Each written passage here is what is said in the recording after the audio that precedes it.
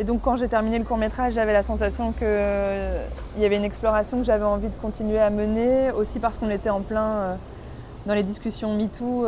Une sœur a été faite juste avant et puis il a été présenté en plein pendant ces discussions-là. Donc j'avais la sensation que, en tout cas que moi, j'avais envie de réfléchir à l'après-coup en fait plutôt et à ce que la justice proposait. En fait, ça a été un mélange de suivre qui étaient mes personnages, qu'est-ce qui leur arriverait après et qu'est-ce que le système judiciaire leur proposerait par rapport à cette histoire-là.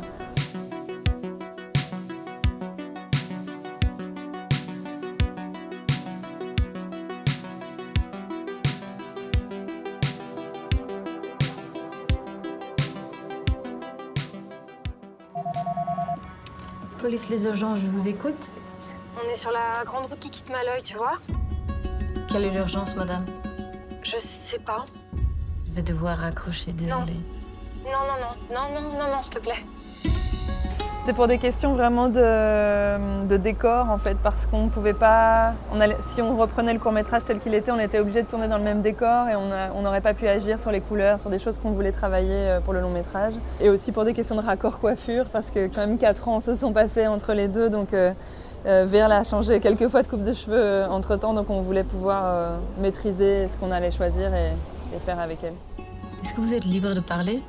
Non. Est-ce que vous avez été enlevé? Je sais pas.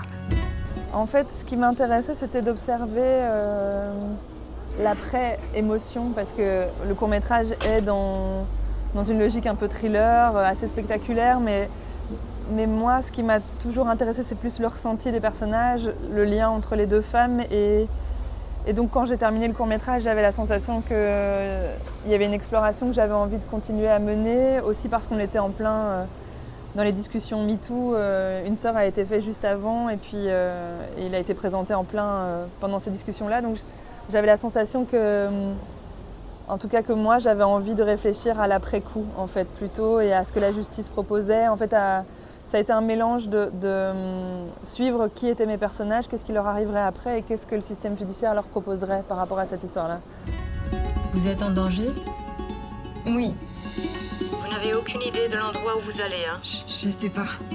Je suis allée observer beaucoup les tribunaux, je suis allée voir, et les tribunaux ont de la difficulté à faire rentrer les histoires dans leur complexité dans les procès.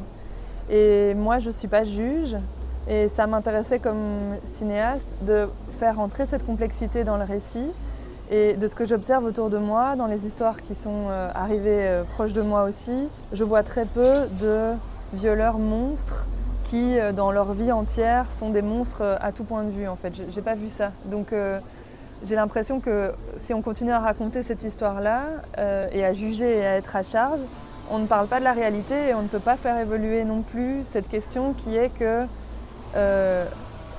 les agresseurs sont des gens qui sont parmi nous et qui sont très sympas sous certains aspects, et les victimes ne sont pas des modèles de perfection et n'ont pas à l'être. Et j'avais envie de créer un récit qui permette aux personnages d'être plus qu'une seule dimension. Et le monsieur, il a bu? Ouais. Est-ce que vous êtes blessé? Un peu. Ok, restez avec moi. On va envoyer quelqu'un.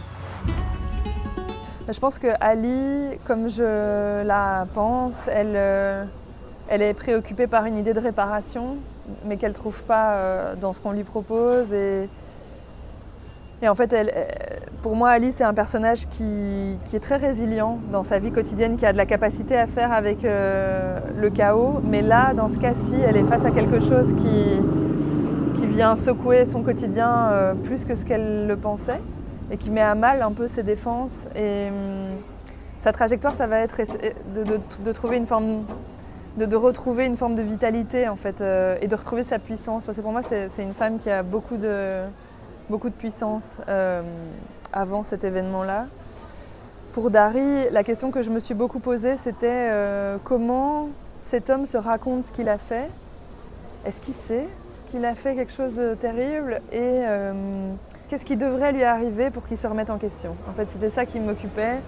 Est-ce que ce que fait la justice, ce sont les bonnes choses pour que quelqu'un ait envie d'avouer ou de se remettre au travail en fait, sur ce qu'il est comme humain. Et puis pour Anna, ce qui m'intéressait avec elle, c'était C'était en fait comme de travailler l'idée qu'elle soit le véhicule de tous ceux qui n'ont pas vécu directement cette histoire, ou même si elle a une histoire personnelle avec ça, mais tous ceux qui sont témoins en fait, tous ceux qui sont autour de ces histoires-là et qui s'en sentent concernés ou qui, en dehors de ce que les institutions proposent ou pas, veulent agir quelque chose. En fait, c'était ça qui m'intéressait avec elle. Qu'est-ce que tu vas faire? Qu'est-ce que tu veux que je fasse? C'est arrivé. Oui, je pense. Après, en vieillissant, j'ai l'impression que je rencontre de moins en moins d'humains qui ne le sont pas. Mais en fait, ce qui est complexe, c'est de faire avec un événement comme ça, en plus du reste de la vie, en fait. Parce que la vie, elle est déjà pas si simple, je trouve, au quotidien, pour la plupart des gens. Et donc de devoir gérer quelque chose comme ça, en plus du reste, c'est vraiment beaucoup pour des humains. Je pense qu'avant d'écrire le film, je pouvais avoir beaucoup de jugements pour les gens qui couvrent, justement. Et d'une certaine façon, c'est toujours mon point de vue, mais en écrivant le personnage de Laurence, je me disais, mais qu'est-ce qu'elle peut faire d'autre? Qu'est-ce qu'elle peut faire d'autre? Et j'aimerais croire que j'aurais la hauteur morale moi-même de me détacher de quelqu'un que j'aime, mais je trouve que c'est très complexe. C'est très complexe et c'est irréconciliable comme vision que son fils puisse avoir fait quelque chose comme ça, alors qu'avec elle, il est tout à fait décent, quoi. Et je pense que c'est ça la complexité de ces questions-là, c'est qu'en fait, les gens ne sont pas qu'une seule chose. Et donc c'est très dur de les rejeter en entier. Et je ne sais pas si c'est utile non plus de les rejeter en entier. Donc ça fait partie des questions que je me suis posées, mais moi j'ai du mal à juger Laurence maintenant parce qu'en l'ayant éprouvée en écrivant, je me dis, mais on sent quand même qu'elle est tiraillée, qu'il y a des moments où elle sait qu'il y a quelque chose qui s'est passé et qu'elle lui en veut de l'avoir fait, c'est évident. Pour moi en plus c'est une femme qui est assez claire en fait sur la question de la violence, on sent qu'elle-même elle a une histoire avec ça. Donc, mais pour moi c'est la pire place où être dans cette histoire-là.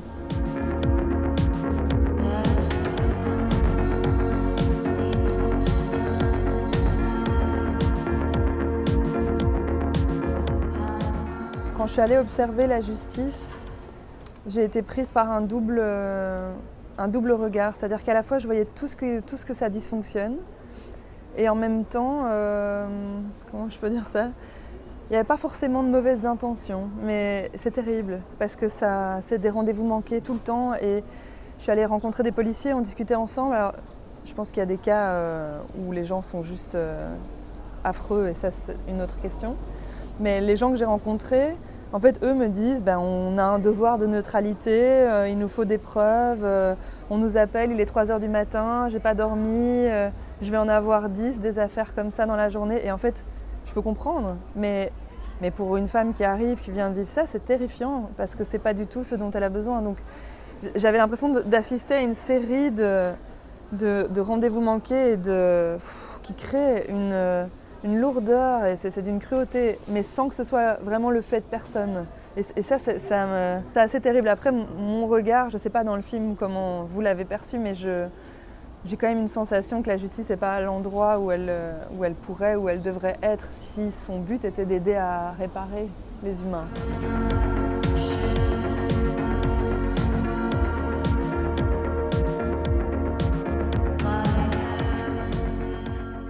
Après, je n'ai pas de film de référence auquel je pense là comme ça. En tout cas, il n'y a pas eu de discussion spécifique autour d'un film pendant la préparation de celui-ci. Mais dernièrement, je vois des films de procès que je trouve absolument fantastiques. Enfin, j'ai vu Anatomie d'une chute de Justine Triet et je trouve que je le trouve transgressif ce film-là, personnellement, dans l'imperfection qu'elle alloue à son personnage féminin et le fait qu'elle ne s'excuse pas de son ambition. Moi, ça me réjouit de voir ça. En fait, je trouve que c'est là où devrait être la discussion sur les personnages féminins qui soient complexes comme ça. En fait, moi, ça me fait un bien fou. Donc peut-être que ça aurait inspiré le mien si je l'avais vu avant, mais non, il n'y a pas eu un film en particulier. C'est plus basé sur des témoignages en fait, et sur de l'observation que j'ai fait dans la vie que sur des films de référence. Est-ce que vous voulez nous dire quelque chose en préambule sur ces charges qui sont graves? J'ai rien fait. C'est quoi ça? Putain, qu'est-ce que t'as fait? Rien. Qu'est-ce que t'as fait, putain? Moi, je la vis. Moi, je la vis beaucoup. C'est pas une réponse, c'est un pansement. C'est-à-dire, c'est une manière de survivre, mais c'est pour ça que, sans révéler la fin du film, je voulais qu'il y ait les deux aspects. Je voulais qu'il y ait cet espoir-là, cette digestion commune, je sais pas comment dire, mais je voulais aussi qu'on rende au personnage masculin ses propres questions et c'est pas à elle. En fait, oui, c'est magnifique que les femmes s'entraident pour survivre mais ce serait bien qu'elles aient plus tellement qu'elles puissent juste faire la fête pour faire la fête et pas parce qu'elles doivent se remettre d'une violence qui leur a été imposée, quoi. Donc j'y crois, en tout cas, moi je le vis beaucoup et j'ai l'impression que ça a été absolument crucial dans ma vie de pouvoir mettre en commun des récits et les digérer ensemble. Il y a différents mouvements aussi de mise en collectif et de tentatives de faire évoluer les choses. Après, je trouve que ça bouge et ça bouge pas. Moi, je suis toujours quand même surprise du nombre de questions sur films de femmes, c'est-à-dire comme si on n'arrive toujours pas à voir les femmes comme des individus avec leur point de vue chacune et que c'est toujours comme un club. Et moi, je veux être dans ce club parce que je veux qu'on avance ensemble, mais en même temps, à un moment donné, il faut qu'on arrive à... Il n'y a pas de club des réalisateurs, enfin aussi, mais en termes de... Ils font tous le même cinéma. C'est pas ça qu'on pense pour les hommes. Donc pourquoi est-ce qu'on n'a toujours pas un statut d'humain au même titre, en fait Donc voilà, non, je trouve que la situation en Belgique, elle évolue, mais elle est pas... Je peux pas citer énormément de réalisatrices qui ont fait plus d'un long métrage en Belgique. Donne-moi le téléphone. C'est ma sœur, elle demande toujours. Je suis normale, oui. Tais-toi, je te dis, tais-toi. Donne-moi le téléphone, donne-moi. On aurait pas dû monter dans cette voiture.